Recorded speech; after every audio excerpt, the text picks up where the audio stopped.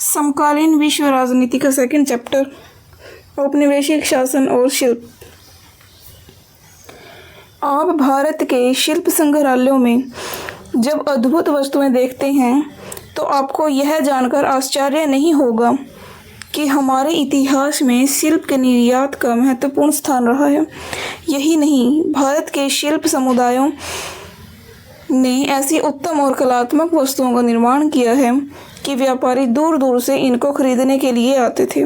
17वीं शताब्दी में दरबारी संरक्षण, व्यापार, यजमानी प्रणाली और ग्रामीणों द्वारा रोजमर्रा के उपयोग हेतु शिल्प की मांग 17वीं शताब्दी के उत्तर मध्य तक के कारण स्थिर घरेलू बाजार बना और भारतीय शिल्प की विश्वव्यापी शाख बनी।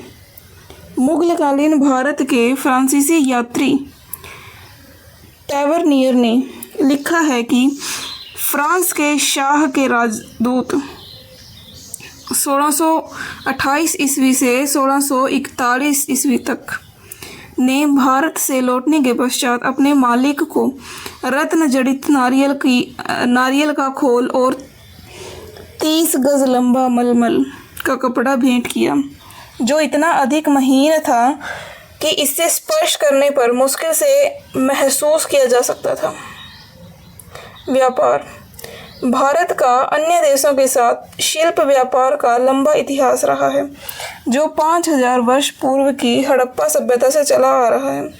सदियों पहले से रोम और ग्रीस के साथ व्यापार में बढ़ोतरी होती रही और इसके इतिहास, साक्ष्य, साहित्य और पुरातत्व खुदाइयों में देखे जा सकते हैं।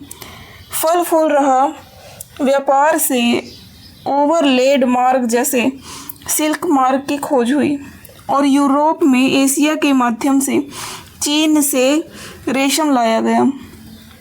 ऐसे प्रमाण हैं कि इस मार्ग पर पड़ने वाले व्यापारिक केंद्रों पर विभिन्न भाषी व्यापारी आपस में मिलते थे।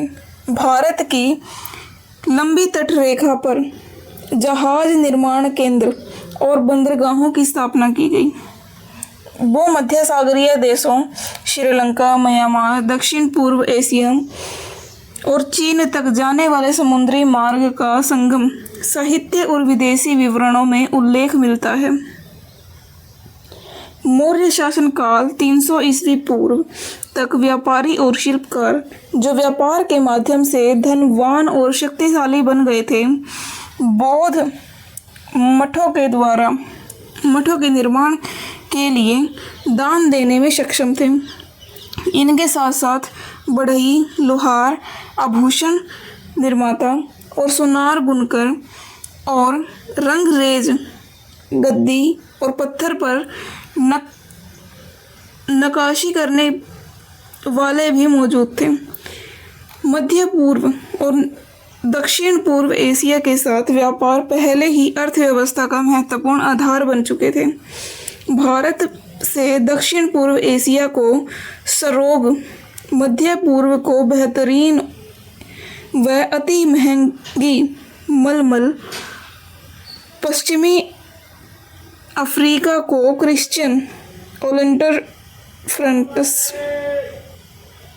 यूरोप को रेशम व ऊनी कपड़ा, वस्त्र सामग्री और बेड हैंगिंग्स का निर्यात किया गया। ये सभी वस्त्र इन देशों में ऐश्वर्य का सामान माने जाते थे।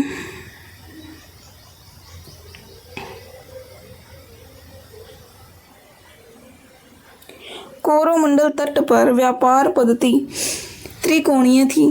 अरब के लोग कोरोमंडल तट तक सोना और चांदी, बुलियन ले जाते थे और इनका वस्त्रों के लिए विनिमय